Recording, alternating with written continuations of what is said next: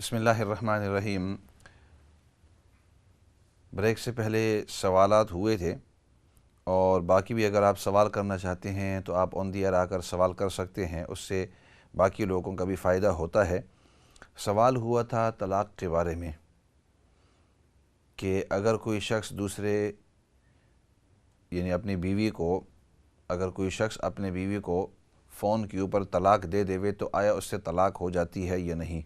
तो बिल्कुल हो जाती है, बशर्ते कि वो जो अल्फाज उसने कहे हों वो तलाक़ के वैलिड अल्फाज हों। और ज़रूरी है कि आप किसी मुफ्ती के पास जाकर उसका इजहार करें कि एग्ज़ैक्टली आपने क्या कहा हो, क्योंकि बाज़ औक़ात जो अल्फाज इस्तेमाल करते हैं वो अगर फ्यूचर टेंस के अंदर हैं तो उससे तो तलाक़ नहीं होती, अगर प्रेजेंट या पास्ट टेंस के अंदर होते हैं तो उससे तलाक़ हो जाती है, वगैरह वगैरह। तो इसलिए जनरली हम यहाँ तलाक़ के मसाइल तो बतला सकते हैं और हमेशा हमारी यही आदत रही है कि जनरल स्पेसिफ़िक हालात या इस शख्स के साथ ये जो मसला हुआ है इसके अंदर आया तलाक़ हुई है या नहीं, हम एक स्पेसिफ़िक हालात के ऊपर नहीं बतला सकते, क्योंकि उसने किस अंदाज़ में कहा, कैसे कहा, उस वक़्त वो यानी उसके इर्द गिर्द के हालात किस तरह थे, पूरा दारो मदार इस पर होता है।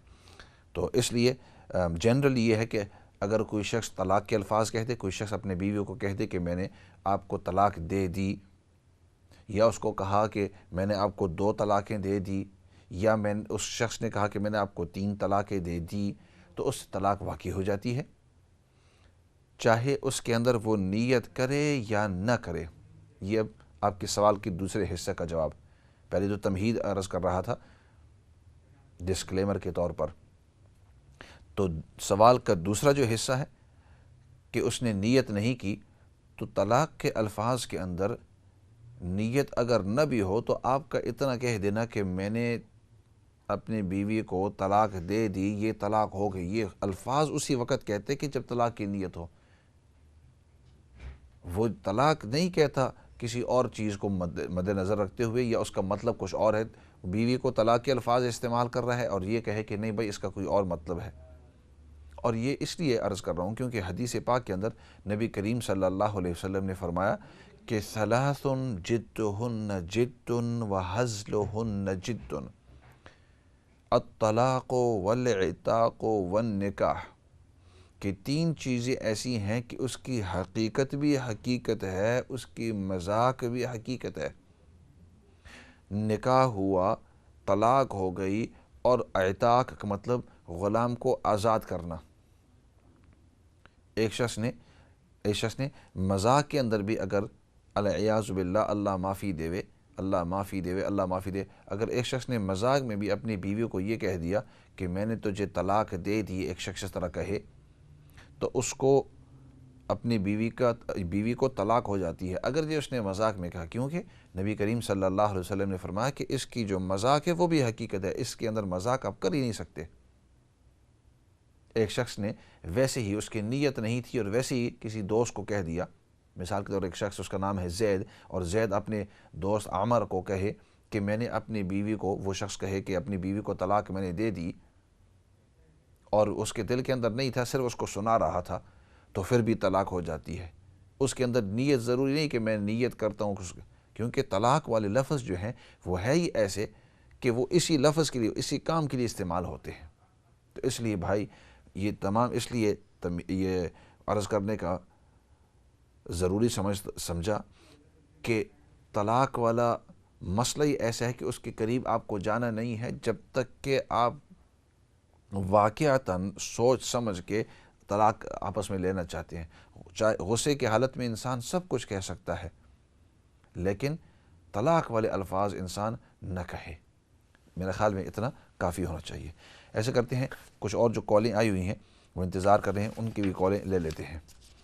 अस्सलामु अलैकुम वरहमतुल्लाहि वबरकातुहू। वालेकुम अस्सलाम वरहमतुल्लाहि वबरकातुहू। मुफ्ती साहब, आपसे मैंने एक सवाल पूछना था। जी पूछें। कि है कि इंसान अगर के दिल माफ़ भी कर दिया हो लेकिन उसका दिल इतना दुखी हो, या मुझे कोई ऐसा अमल बताएं کہ میں وہ عمل کروں اور اپنے دل سے وہ سارا کچھ نکال دوں جو میرے ساتھ دوسروں نے کیا یا میری اولاد کے ساتھ دوسروں نے کیا. میں نے ان کو معاف بھی کر دیا اور ہمیشہ اب اپنی 50 ایئرس میں نے ہمیشہ درگزر کیا. لیکن اب میرا دل نہیں چاہتا کہ میں وہ کہتے ہیں اچھا چلیں ہمیں معاف کر دیں. یہ ہر دفعہ ہوتا ہے کہ 3-4 سال کے بعد پھر وہ پلٹ کے آ جاتا ہے, پھر 3-4 سال کے بعد پلٹ کے آ جاتا ہے. پھر میں بڑھتی ہوں اور پھر سارا جو مجھے بچپن سے جانتے ہیں وہ کہتے ہیں کہ آپ کے ساتھ یہ مسئلہ ہے کہ مومن جو ہے نا 2 دفعہ نہیں ڈسا جاتا, لیکن پھر آپ مومن نہیں ہو جو آپ بار بار معاف کرتے ہو اور پھر ڈسوائے جاتے ہو نا. لیکن اس دفعہ پتہ نہیں کیا ہے کہ میرا دل بہت دکھی ہے کہ میں نے انہیں معاف بھی کر دیا, سب کچھ کر دیا, لیکن میرا دل نہیں چاہتا کہ میں کھل کے بات کروں نا.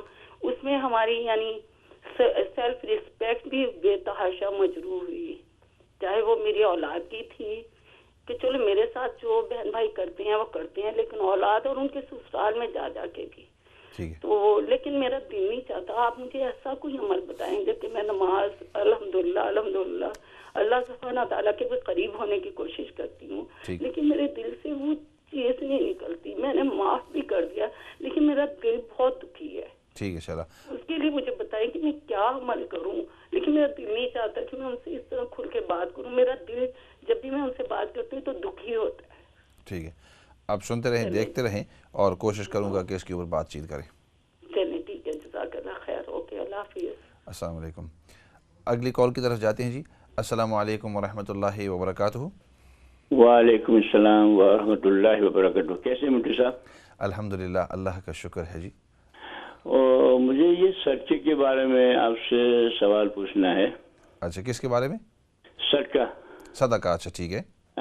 وہ میں نے سنا کہ یہ ایک صدقہ جو ہوتا ہے وہ واجب ہوتا ہے, جو ہم مانتے ہیں وہ کہ بھئی یہ کام میرا ہو جائے, یہ ہو جائے, اور دوسرا جو ہوتا ہے نفل صدقہ.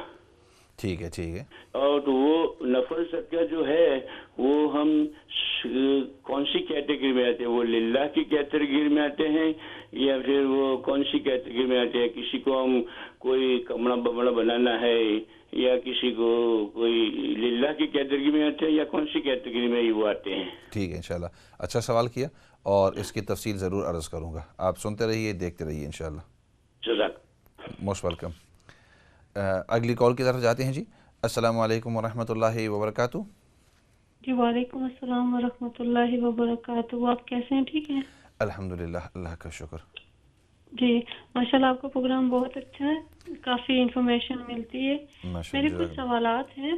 جیسے ہم جو صبح شام کے اذکار ہوتے ہیں جی, تو ان کو پڑھنے کے لیے ہمارا وضو میں ہونا ضروری ہے, یا جیسے بیڈ ٹائم ہم جب جاتے ہیں تو جو سونے کی دعائیں وہ پڑھتے ہیں تو اس کے لیے بھی وضو ہونا ضروری ہے؟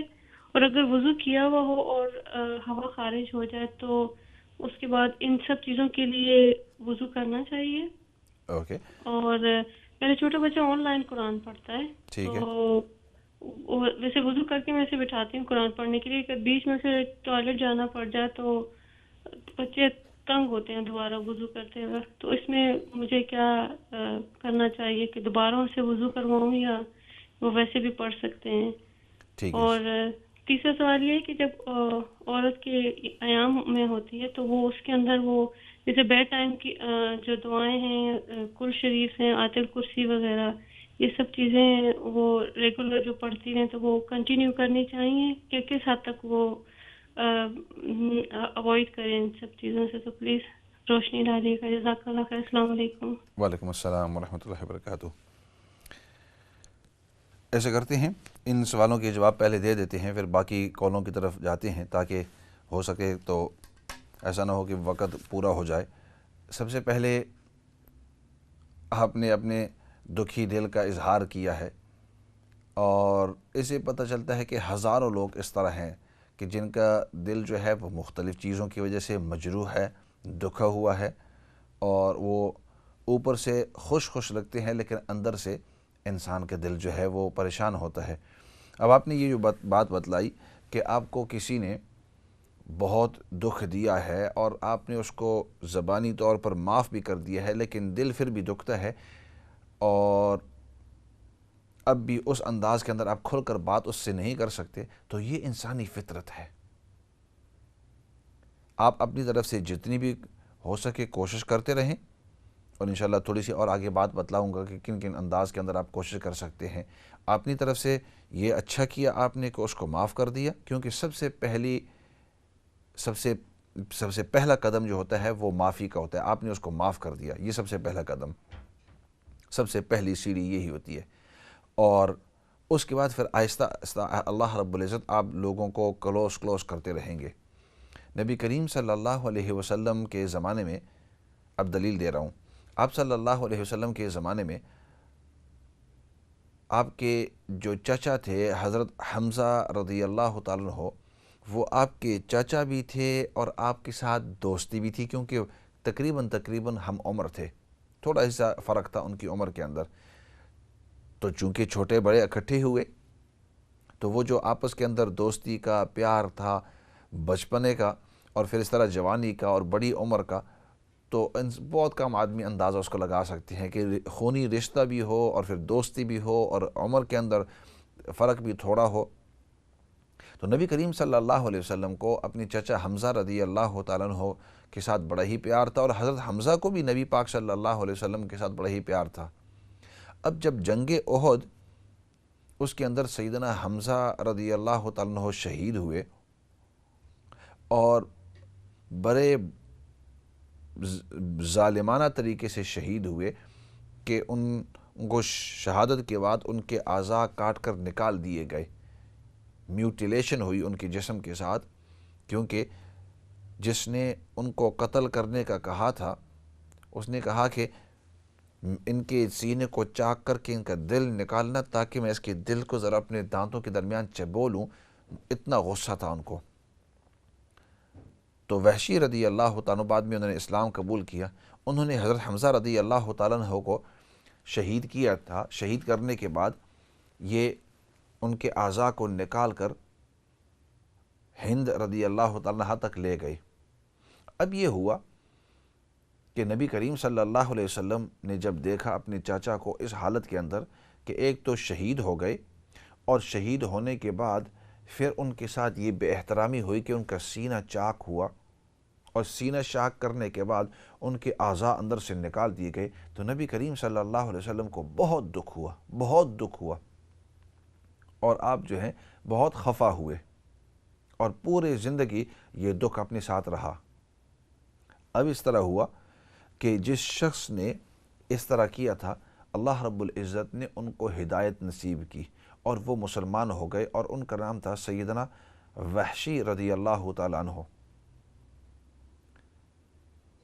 جب وہ نبی کریم صلی اللہ علیہ وسلم کے پاس تشریف لائے اور آپ صلی اللہ علیہ وسلم کی یہاں شہادت کا کلمہ پڑھا اور مسلمان ہوئے، تو آپ صلی اللہ علیہ وسلم کے پاس بیٹھا کرتے تھے، تو نبی کریم صلی اللہ علیہ وسلم نے ان کو پھر یہ بات بتلائی کہ وحشی، اللہ رب العزت نے آپ کے گناہوں کو معاف کر دیا ہے اسلام کی وجہ سے۔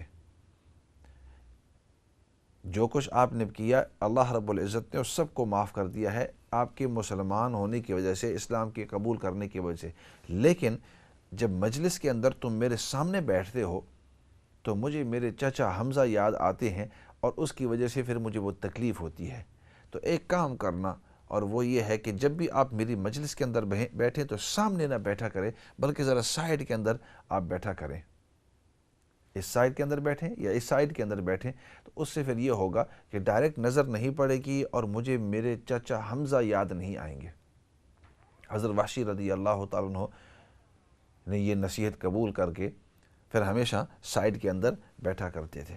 تو عرض کرنے کا مقصد اس واقعے سے کہ نبی کریم صلی اللہ علیہ وسلم کے ساتھ بھی اس طرح دکھ کا واقعہ ہوا، آپ صلی اللہ علیہ وسلم نے معاف بھی کر دیا، لیکن اس کے باوجود جو دل کے اندر دکھ ہوتا ہے تو بعض اوقات وہ دکھ باقی رہ جاتا ہے۔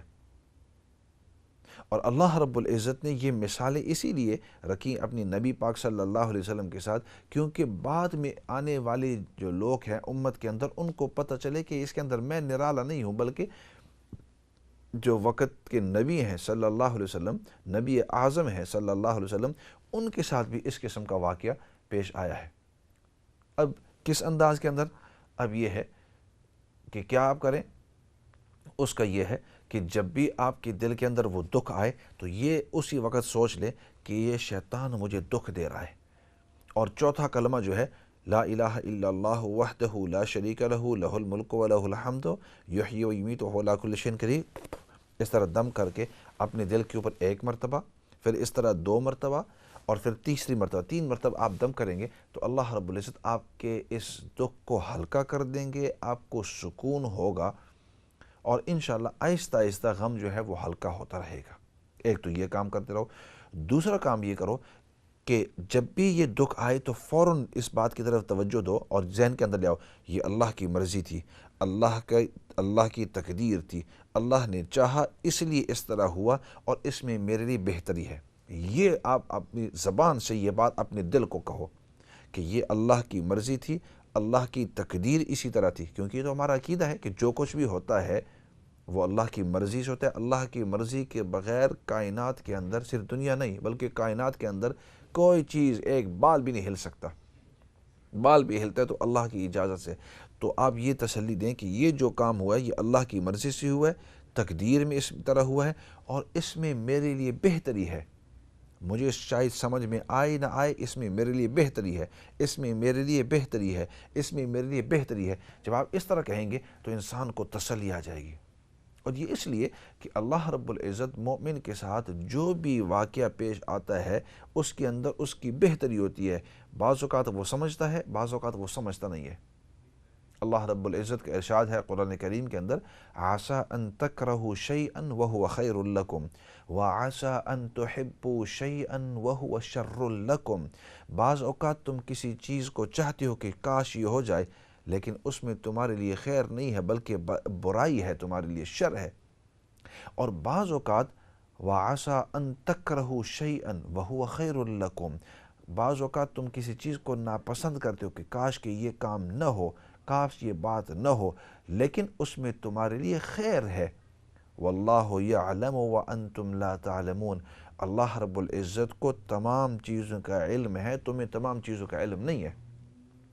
تو اس لیے دوسرا کام آپ ہمیشہ یہ کیا کرو کہ جب بھی وہ یاد آئے فوراً یہ کہہ دو کہ اس میں، زبانی کہہ دو کہ اس میں اللہ کی مرضی تھی، اللہ رب العزت نے مقدر اس طرح کیا تھا، تقدیر تھی، مرضی بھی تقدیر تھی، اور اس میں میرے لیے بہتری ہے، ہو سکتا ہے مجھے اب تک سمجھ نہیں آئی۔ تو یہ 2 کام آپ کرتے رہیں گے تو اس سے انشاءاللہ آپ کا دکھ جو ہے وہ آہستہ آہستہ ہلکا ہوتا رہے گا، اور کوشش کریں کہ اس شخص کے ساتھ آپ اچھائی کے ساتھ، خوش اخلاقی کے ساتھ پیش آئیں، اگرچہ آپ کا دل اس وقت نہ چاہے، اور اگرچہ آپ کی سیلف رسپیکٹ اس وقت چلی گئی ہو، لیکن یوں سمجھے کہ میری اس کو معاف کرنے سے اللہ رب العزت میری عزت کو اور طریقوں سے اور زیادہ بڑھاتے رہیں گے۔ اگلے سوال کی طرف جاتے ہیں جی۔ سوال یہ ہوا تھا کہ صدقہ جو ہے یہ 2 قسم کا، ایک صدقہ نافلہ اور ایک صدقہ واجبہ۔ صدقہ واجبہ اس طریقے سے سمجھ لو جس کو ہم منت کہتے ہیں یا نظر کہتے ہیں۔ ایک شخص کہے کہ اگر میں گاڑی کا ٹیسٹ جو ہے وہ پاس کر دیا تو میں مثال کے طور پر 20 پاؤنڈ دوں گا مسجد کے اندر، یا فقیر مسکین کو کپڑے دے دوں گا۔ اگر آپ پاس ہو گئے تو اب اس صدقہ کرنا واجب ہے، جو آپ نے منت مانی تھی، جو نظر مانی تھی، اس کو پورا کرنا واجب ہے۔ تو یہ بھی صدقہ ہے لیکن اس کو پورا کرنا واجب ہے۔ اور دوسرا جس کو ہم زکوٰۃ کہتے ہیں، زکوٰۃ تو فرض ہے، تو ایک فرض ایک واجب۔ اس کے علاوہ، ان دونوں کے علاوہ باقی جتنے بھی آپ اپنی طرف سے صدقہ کرتے ہیں تو وہ صدقہ نافلہ، نفل صدقے ہوتے ہیں، اور اس کے مختلف نام ہیں۔ اگر آپ اس کو کہیں للہ تب بھی وہی چیز ہے، آپ اس کو صدقہ نافلہ کہیں تب بھی وہی چیز ہے، آپ اس کو خیرات کہیں تب بھی وہی چیز ہے، چیریٹی ڈونیشنز کہیں تب بھی وہی چیز ہے۔ تو یہ سب مختلف نام ہیں، لیکن وہ تب للہ، فی اللہ، فی سبیل اللہ وہ نافلہ ہے۔ اور باقی آپ نے سوال کیا کہ اذکار کے لیے آیا وضو ضروری ہے یا نہیں، تو اس کا جواب یہ ہے کہ جو آپ ذکر کرتے ہیں ان کے لیے وضو ضروری نہیں ہے۔ وضو قرآن کریم کے چھونے کے لیے ضروری ہے، ہاں قرآن کریم کے پڑھنے کے لیے بہتر ہے۔ اور آپ نے پوچھا کہ آن لائن آپ کا بیٹا جو ہے وہ قرآن کریم پڑھتا ہے، تو اس وقت میں یہی عرض کروں گا کہ قرآن کریم پڑھنے کے لیے احترام کا تقاضا یہ ہے کہ آپ وضو کریں، لیکن اگر اس نے وضو نہیں کیا اور جو اسکرین ہے اس کو اس نے ٹچ نہیں کیا تو بغیر وضو کے وہ پڑھ سکتے ہیں، لیکن پھر بھی وضو آپ اس سے کروائیں، کیونکہ ظاہری بات ہے کہ جو آئی پیڈ ہوگی یا جو لیپ ٹاپ ہوگا یا اس کو ہاتھ تو لگائیں گے، اور چونکہ اس کے اوپر قرآن کریم کے الفاظ ہیں، عربی کے الفاظ ہیں، تو وہ قرآن کریم کے حکم کے اندر ہے۔ اور پھر تیسرا سوال آپ نے جو کیا کہ ایام کے اندر، ماہواری کے اندر آیا ہم دعائیں وغیرہ پڑھ سکتے ہیں یا نہیں، خاصتاً جو سونے کی، اٹھنے کی، بیٹھنے کی دعائیں ہیں، تو اس کا جواب میں نے کل بھی عرض کیا تھا کہ جو دعائیں ہیں وہ آپ اپنے ایام کے اندر بھی پڑھ سکتے ہیں، بغیر وضو کے بھی پڑھ سکتے ہیں، غسل کی حاجت ہو تب بھی آپ ان دعاؤں کو پڑھ سکتے ہیں، اگرچہ وہ دعائیں قرآن کریم کے حصہ ہوں، کیونکہ جب آپ اس کو دعا کی نیت سے پڑھتے ہیں تو اس کے لیے یعنی غسل کرنا ضروری نہیں ہے۔ ماہواری کے اندر، خاص ایام کے اندر بھی پڑھ سکتے ہیں، ہاں اگر قرآن کریم ہو تو قرآن کریم کی نیت سے آپ اس کو نہیں پڑھ سکتے، یہ تھوڑا سا درمیان میں فرق ہے۔ ایسے کرتے ہیں، اسی کے ساتھ آج کے پروگرام کو ختم کرتے ہیں اور دعا کرتے ہیں کہ اللہ رب العزت ہم سب کو دین پر استقامت نصیب فرماوے، اور اللہ رب العزت ہم سب کو دین پر ہمارے موت تک لگے رہے۔ اور یہ تقریباً آخری پروگرام ہوگا کیونکہ اب رمضان مبارک کا مہینہ بھی آنے والا ہے۔ اسی کے ساتھ آج تھوڑی سی لمبی دعا کر لیتے ہیں۔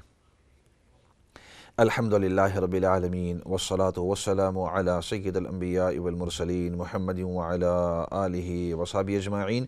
ربنا ظلمنا انفسنا وان لم تغفر لنا وترحمنا لنکونن من الخاسرین۔ اللہم ربنا اغفر لنا ولاخواننا الذین سبقونا بالایمان ولا تجعل فی قلوبنا غلا للذین آمنوا ربنا انک رؤوف رحیم۔ یا رب العالمین تو ہم سب کو دین کی صحیح سمجھ نصیب فرما، یا اللہ تو ہم سب کو دین پر استقامت نصیب فرما۔ یا رب العالمین نبی پاک صلی اللہ علیہ وسلم نے جتنی بھی خیر کی دعائیں مانگی ہیں ان تمام خیر کی دعاؤں کے اندر تو ہم سب کو حصہ نصیب فرما۔ نبی پاک صلی اللہ علیہ وسلم نے جن جن شرور، فتن، فساد، مصیبت، تکلیف سے پناہ اور حفاظت مانگی ہے، یا اللہ ان تمام چیزوں سے پناہ اور حفاظت نصیب فرما۔ یا رب العالمین ہم سب کو دین پر استقامت نصیب فرما، تیرے ہی احکامات پر اور نبی پاک صلی اللہ علیہ وسلم کی تمام سنتوں پر پورے طور پر عمل کرنے کی ہم سب کو توفیق نصیب فرما۔ یا اللہ ہم سب کو آپس میں اتفاق اور اتحاد نصیب فرما۔ ہمارے جتنی بھی دل کے اندر کدورتیں ہیں، کینہ ہو، بغض ہو، حسد ہو، تکبر ہو، جتنی بھی برائیاں ہیں، یا اللہ ان تمام بری صفتوں کو ہم سے تو نکال دے، اور اخلاص والی اور نبی پاک صلی اللہ علیہ وسلم والی جو اچھی صفتیں ہیں وہ سب ہمیں نصیب فرما۔ تواضع اور انکساری نصیب فرما۔ نبی پاک صلی اللہ علیہ وسلم کے اچھے اخلاق حمیدہ ہم سب کو نصیب فرما۔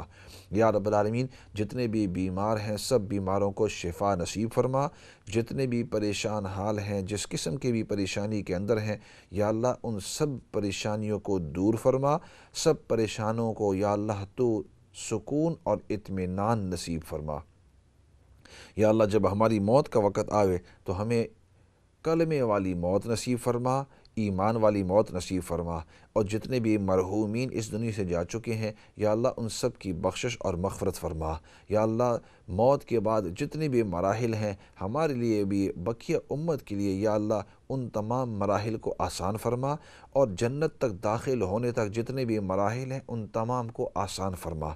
یا اللہ نبی پاک صلی اللہ علیہ وسلم کی قیامت کے دن تو ہم سب کو سفارش نصیب فرما، حوض کوثر سے یا اللہ پانی نصیب فرما۔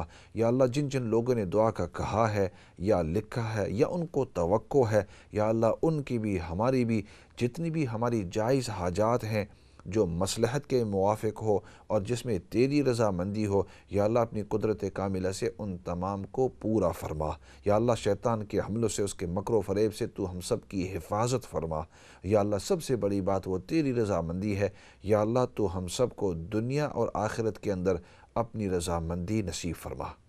سبحان ربک رب العزت عما یصفون وسلام علی المرسلین والحمد للہ رب العالمین برحمتک یا ارحم الراحمین۔ اسی کے ساتھ والسلام علیکم ورحمۃ اللہ وبرکاتہ۔